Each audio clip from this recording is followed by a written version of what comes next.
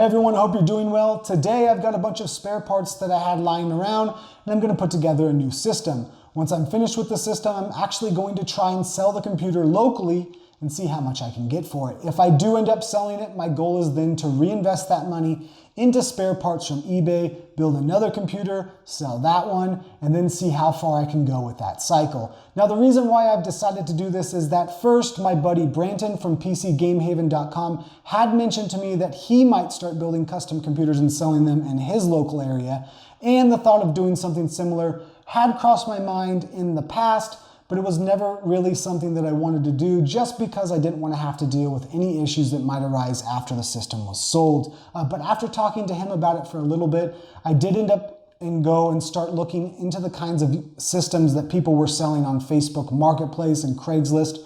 And I found that people were trying to sell their used gaming computers for ridiculous prices. I mean, some of the used computers that I found would serve well as entry-level gaming computers, and there were some high-end systems on there as well, but the prices on all of them were, again, they were pretty ridiculous.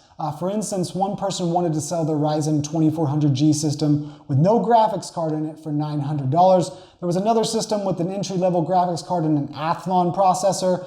They wanted $700 for that. So if people are out there getting suckered into paying $900 for a used gaming computer that doesn't even have a graphics card in it, then I feel like maybe it's my duty to give those people a better option. And of course, there is the potential to make a little bit of extra money selling systems, and it also gives me the opportunity to do more system build videos, which means more content for the channel. But ultimately, I'm not 100% sure that this will all work out how I envision it working out. Maybe nobody will want to buy the system, but I thought it would be a fun video or even a series to do, and it would at least be worth a shot because these spare components were just sitting around collecting dust anyways. So with all that being said, I'll just give you a quick look at the spare components that are going into this build. Then I'll start building the system. I'm going to stress test it out, stress test it to make sure it's running okay, and then finally I'll run some benchmarks to wrap it up. Okay, so first off, a lot of these components have come from other systems I've put together in the past, most of which have only been lightly used. The Intel Core i5-4460 is about a 4-year-old processor. It was the most budget-friendly i5 processor from Intel's Haswell lineup, but even though it is 4 years old, with the way games have started to utilize more GPU power than CPU power, I think it will be fine for 1080p gaming. The R9 270 is also about 4 years old, and it was a mid-range / budget tier graphics card when it was released. The 2 GB of VRAM is going to hold it back a bit in more demanding games, but I think it will hold up well for most games at least medium settings. But again, I am going to benchmark the system and see what it can do. There's also 8 GB of DDR3 RAM, a 256 GB SSD, and both of those have been in systems that haven't seen a ton of use. The case is a Cooler Master MasterBox Lite 3.1, which I did a review on in the fall of last year. This is actually the first system I built in it. And the power supply is a 600 watt silencer MKIII from PC Power and Cooling. This unit is a bit older than the rest of the products in this system. I got it for a build I did about 6 years ago.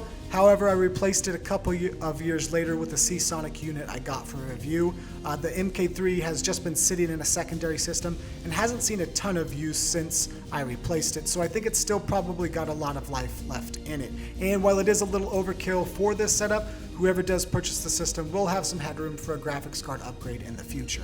Overall, I'm not expecting this system to blow anyone away, but again, I think it's going to serve well as a decent entry-level gaming computer. And for the price I listed at, I think it's going to be a much better value than some of the other systems I see people selling on Facebook and Craigslist.